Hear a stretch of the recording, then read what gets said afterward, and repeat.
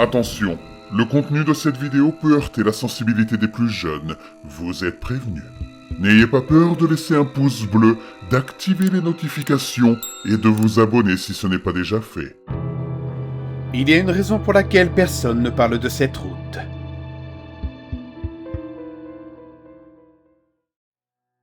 Je passe la plupart de mes jeudis soirs au volant. Je dépose la fille chez elle, puis je pars. Je pars n'importe où.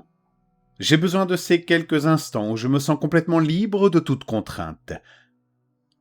Il y a une route qui contourne une ancienne jardinerie où tous mes amis ont travaillé pendant quelques années. Elle commence juste à la sortie sud de la ville. Une petite route qui tourne à droite si brusquement que je roule 20 à l'heure en dessous de la limite, juste pour pouvoir la repérer à temps. Elle passe devant la jardinerie et s'enfonce dans l'obscurité totale. J'ai emprunté cette route plusieurs fois avec d'autres amis, et je peux anticiper la plupart des virages et des arrêts bien avant de les voir. En quittant la lumière de la ville, j'ai allumé mes feux de route et j'ai pris le virage brusque à droite pour m'engager sur la route. J'ai dû prendre le virage trop vite, car du gravier et de la poussière ont envahi la lunette arrière de ma voiture, formant une sorte de nuage sombre qui a masqué toute la lumière de la ville derrière moi, l'espace d'un instant. Les pneus ont perdu de l'adhérence et j'ai commencé à déraper vers le fossé. Mais heureusement, je m'en suis sorti de justesse, à quelques centimètres près. Ma petite Toyota n'est pas la voiture idéale pour les chemins de terre, mais elle me suffit pour atteindre mon but. La route s'étend bien au-delà de mon champ de vision, s'évanouissant dans une obscurité glaciale.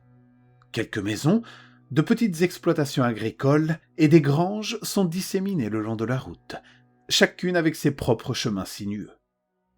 Les arbres au-dessus de moi se dressent, filtrant toute la lumière venant du ciel. De longues branches s'étendent vers le sol, tels de longs doigts pointés. Je prends de plus en plus de vitesse à mesure que la route commence à se redresser, observant le faisceau de mes phares pour me guider vers un endroit tranquille, bien loin de mes soucis et de ceux des autres. Au sommet d'une colline se trouve un endroit qui surplombe la ville. Un lieu très prisé par les ados du quartier sud. On y voit souvent des couples qui passent la nuit ensemble, ainsi que de temps à autre, des groupes de fumeurs de joints qui aiment simplement observer ce qui se passe. La route mène à cet endroit en serpentant vers la droite jusqu'au sommet. Alors que je la remonte, j'aperçois déjà les feux arrière de 4 ou 5 voitures garées là-haut, chacune vacant à ses occupations. Je vois une route plus sombre, bien moins fréquentée, apparaître sur ma gauche, évitant les observateurs de la ville. Je n'ai jamais vu cette route auparavant, mais je me dis que si j'ai le plein et que je reste 1 heure en ville, pourquoi pas? Ça vaut peut-être même le coup de voir quelque chose que je n'ai jamais vu. Cette route va tout droit vers l'ouest et est complètement rectiligne, sans aucune maison, sans aucune ferme, ou sans aucun bâtiment le long de la route. Même les arbres ont disparu, ouvrant la vue sur de vastes terres agricoles avec des collines de chaque côté de la route, qui masquent simplement la vue sur les terres plus lointaines. C'était parfait. Je roule sur cette route depuis un bon moment. Mon iPod est en mode aléatoire et la plupart des morceaux tombent pile dans ce que j'ai envie d'écouter. Surtout du Led Zeppelin. Rien de tel que mettre du Stairway to Heaven à fond pour faire taire le bruit extérieur. Ça a dû durer une 20aine de minutes avant que je commence à m'inquiéter d'ailleurs. Les collines de part et d'autre de la route se sont tellement rapprochées qu'elles se sont transformées en murs, me coupant de tout ce qui m'entourait. Une minuscule vallée qui semblait s'étendre à l'infini. Je me suis dit que je ferais mieux de faire demi-tour et de revenir par où j'étais venu. Je n'avais pris aucun virage. Ça ne devrait donc pas être difficile de refaire le chemin en sens inverse. J'ai donc garé ma voiture et j'ai fait demi-tour. J'ai même mis mon clignotant, je ne sais pas pourquoi, mais pendant 1 seconde, la lumière du clignotant a éclairé quelque chose qui m'a figé sur place. C'était grand, et ça ressemblait à un homme, mais ça ne pouvait pas en être un. Ça aurait pu être un buisson que les ombres feraient paraître plus grand, voire plus mince. Mais j'ai attendu là quelques secondes, les phares braqués sur cet endroit, et il n'y avait rien. Ma voiture est passée à la vitesse supérieure et je filais à toute allure.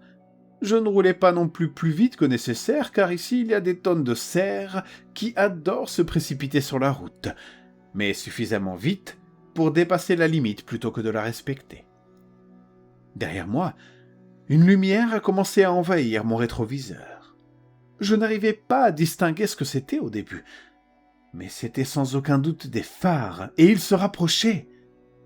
J'ai commencé à ralentir, tout en conservant un peu d'élan au cas où il s'agirait d'un des patrouilleurs de l'autoroute faisant leur ronde sur ces routes désertes.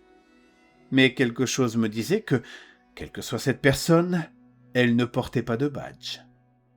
La voiture se rapprochait de plus en plus. Elle gagnait du terrain sur moi, comme si elle était poursuivie par quelque chose. Alors que la voiture devenait plus nette, elle m'a dépassé à toute vitesse sur la voie opposée, klaxonnant frénétiquement. C'était peut-être deux jeunes en route pour une fête, je ne sais pas. Ça ne m'a pas vraiment alarmé jusqu'à ce que je regarde à nouveau dans le rétroviseur. Derrière moi, un visage sans trait, pâle comme du papier, me fixait. Il ne bougeait pas, ne réagissant même pas aux secousses de la route.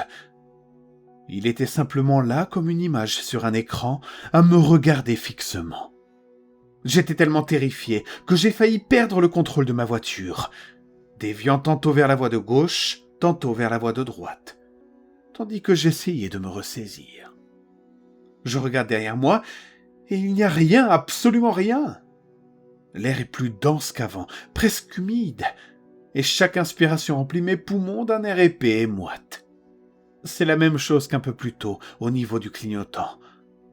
Je suis terrifié. J'appuie à fond sur l'accélérateur, dépassant à toute vitesse les chiffres du compteur qui ne bougent pas. Je commence à me demander si c'est ce que l'autre personne fuyait et si elle s'en est sortie. Puis, j'aperçois une faible lueur rouge devant moi, l'autre voiture. Cette fois, elle roule plus lentement, presque à vitesse de croisière. Je ne sais pas si ses occupants pensent qu'ils sont en sécurité, mais si ça m'a rattrapé, alors ça peut très certainement les rattraper eux aussi. Je me mets à klaxonner frénétiquement en dépassant la voiture à toute vitesse sur la voie opposée. Elle ne bouge pas. Je jette un nouveau coup d'œil dans mon rétroviseur et j'aperçois quelque chose. Ce n'est pas ça, mais moi, au volant de l'autre voiture. Je commence à ressentir un nœud à l'estomac, comme si j'allais vomir. Ça ne pouvait pas être moi, c'était impossible. Je secoue la tête pour me ressaisir et je reporte mon attention sur la route. Je tiens à préciser que je n'avais pris aucune drogue. Ma vue s'éclaircit et les phares derrière moi disparaissent dans l'obscurité. J'en suis enfin sorti et je peux commencer à voir les collines s'étendre à nouveau comme au début. Je ris de la situation et me frotte les yeux pour chasser le sommeil. Quand je les rouvre, cette chose se tient devant ma voiture, sombre et voûtée, me fixant de ses yeux inexistants. Mes roues crissent sur le gravier, alors que j'essaie de l'éviter et que je fonce à toute vitesse vers le fossé, faisant basculer la voiture. Je commence à me demander pourquoi j'ai choisi cette route.